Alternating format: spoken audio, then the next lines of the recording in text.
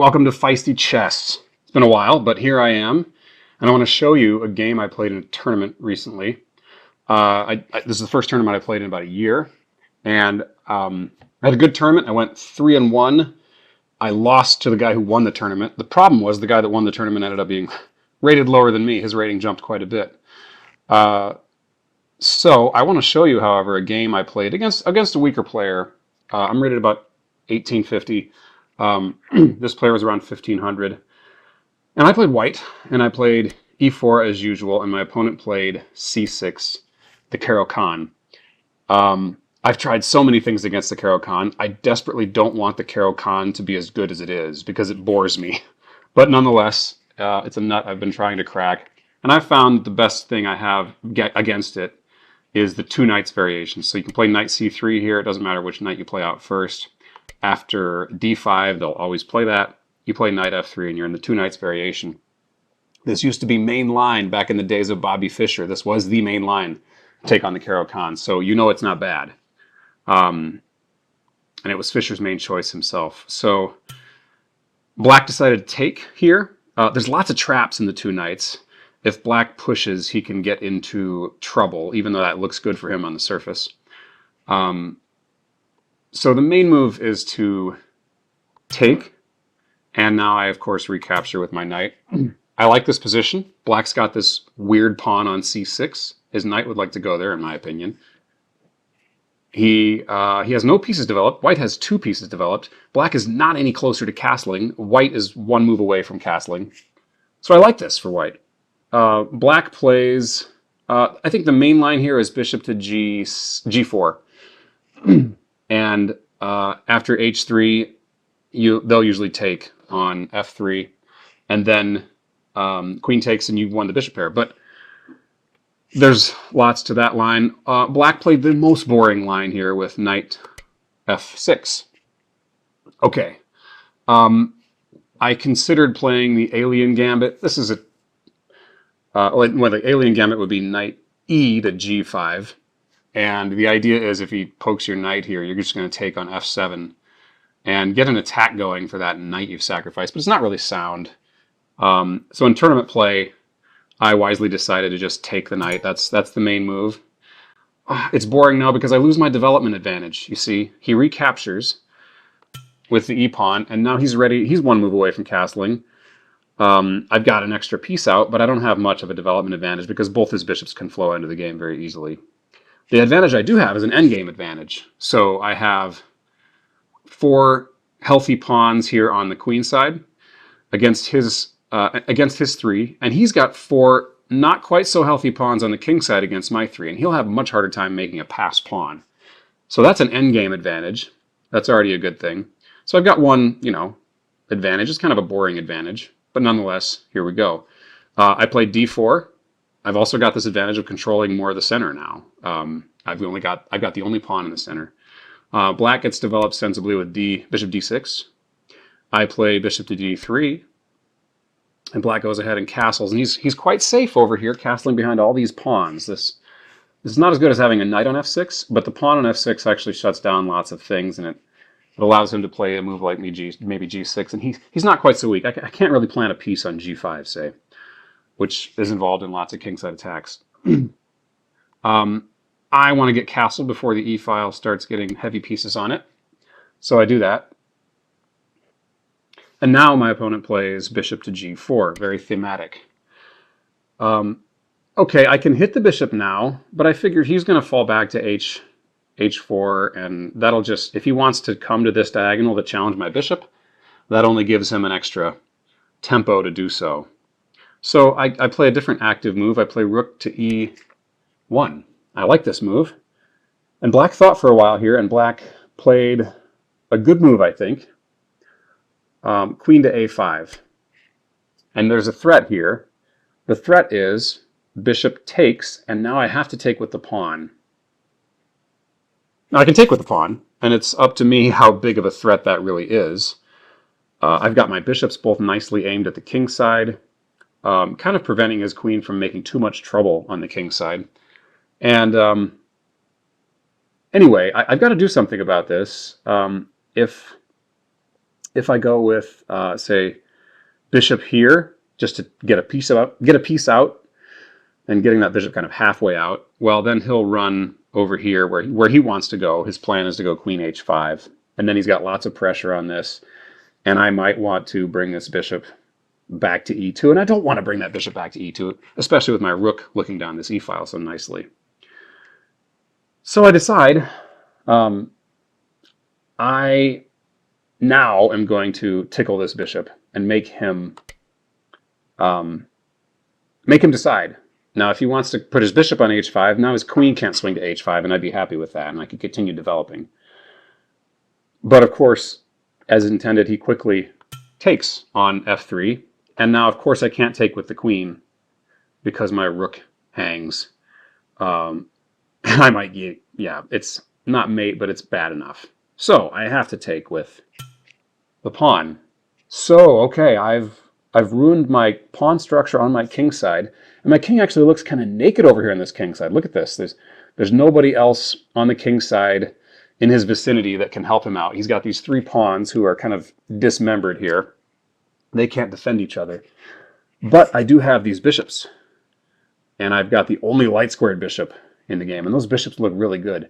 The bishop keeps his queen out of g5, and his queen comes here to h5 as intended.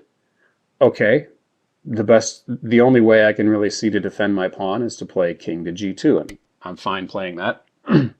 I still have, I think, a good game here. And this is one of those, it's an evaluation call. A strong player knows when it's okay to, let's see what the computer thinks before I brag too much about myself being a strong player. Okay, the computer likes black a little bit, but white's fine, and the reason is his king is a little awkward here, but he's got the bishop pair, and he's got control of the center and the e-file for now, and a little bit of a development advantage.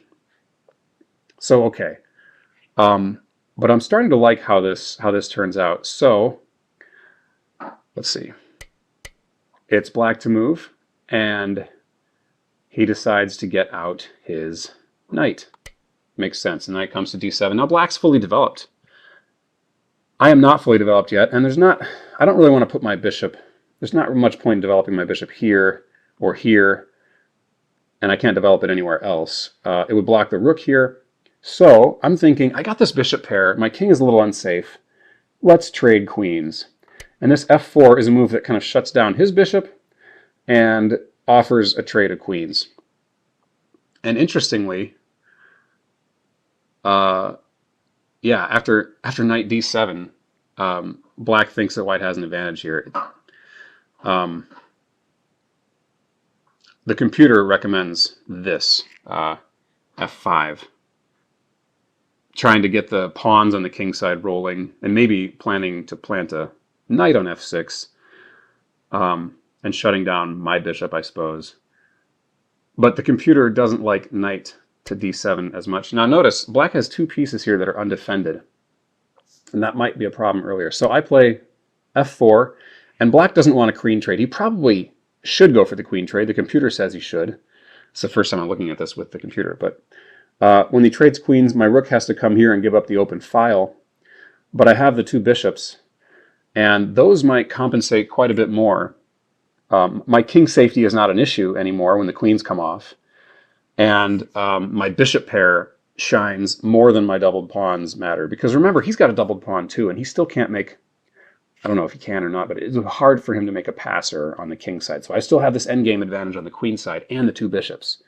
So my opponent's strong enough, he's probably thinking taking the queens off is not going to work well. And in general, when you're a lower rated player, he's playing someone about 300 points higher than him, taking the queens off, especially when your opponent's king side looks like this, taking the queens off is not the best place. So the question is, where should he go with the queen?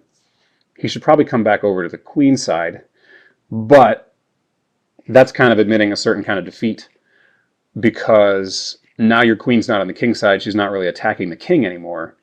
And the only place she could really go on the queen side, the only place is, I mean, if she goes here, I can simply block with the bishop and the queen still has to run. if she comes here, I can get my other bishop out with tempo on the queen. So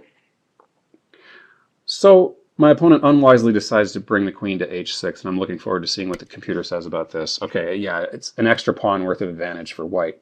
I'm going to turn this off now to avoid any spoilers. Okay, so you might be thinking right away, let's do this. But black has a plan here. If I go f5, it looks like the queen doesn't have any squares, and she doesn't. But he does have bishop to f4, and then I can't avoid a trade of dark square bishops.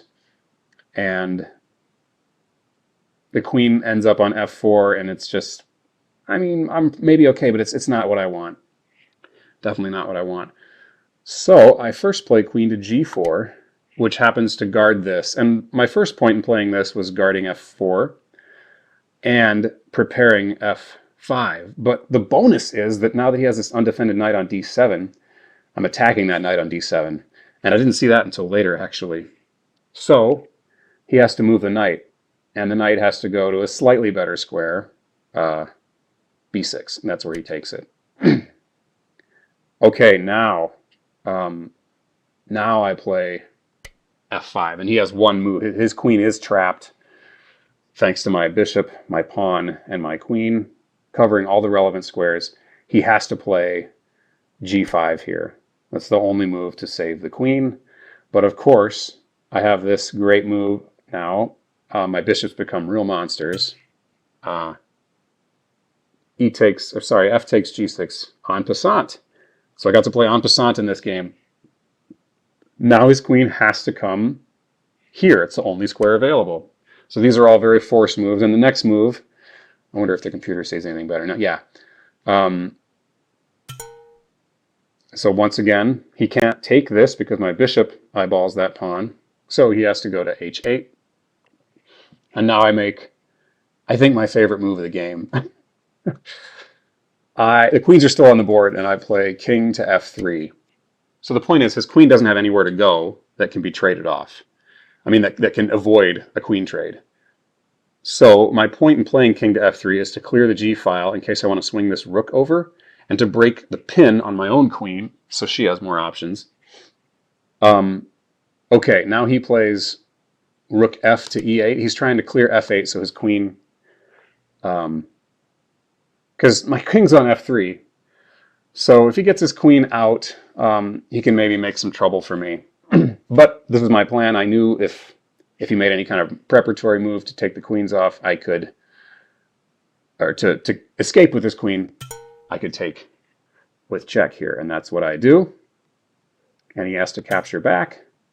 And now I've got to do something about this rook. And the point of king f3, I check on the g file. My bishops are working beautifully here. He's got, I mean, he can't come here or I promote with check. So that's over. So the king has to come back to h8. And now bishop to h6. I finally get this dark square bishop into the game with lethal effect. He has to guard g7 to not get mated. And the only way to guard g7 is to play bishop f8, which is what he played. And then at long last, not really at long last, on move 22, I got to mate him in a different way with rook to g8. So I was happy to, anytime I have a game like this against the Caro Kann, I'm excited about it. It was a lower rated player, but I really liked how this game illustrated some kind of principles of involving queen trades and king safety, and when it might be worth it.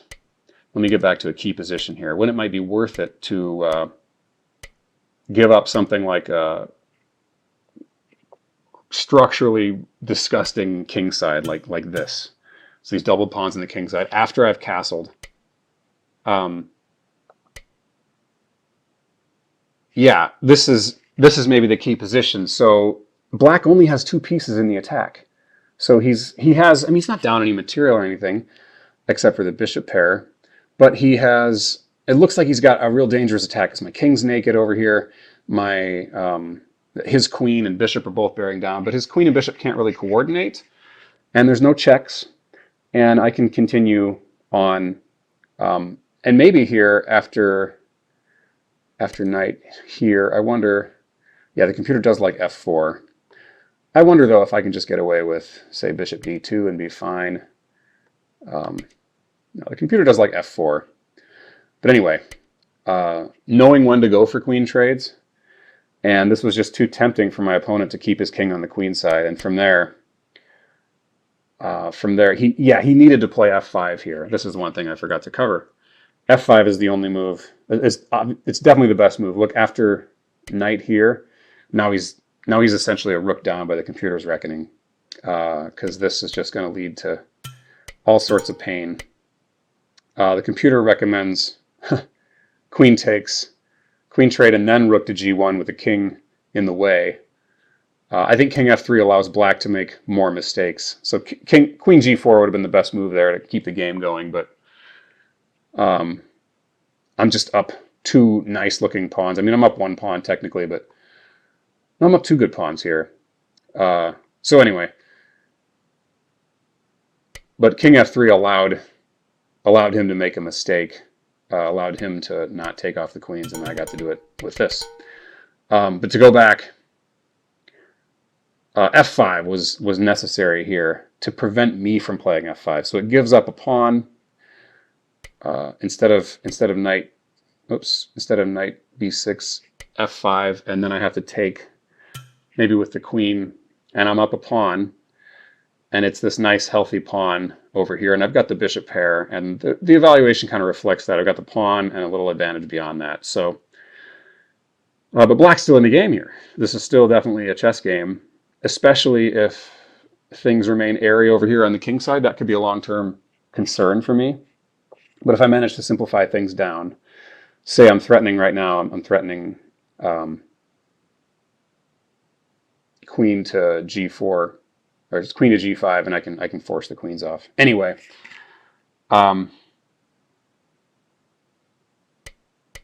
knowing when to offer queen trades, and when a structural defect can actually turn into an attacking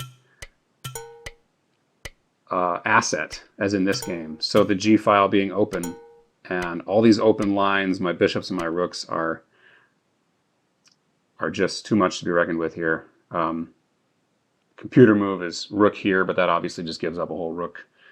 So I like the way my opponent decided to end it. I think he saw that this mate was coming, but he maybe hoped this was the mate I might miss. Maybe I would trade bishops here or something.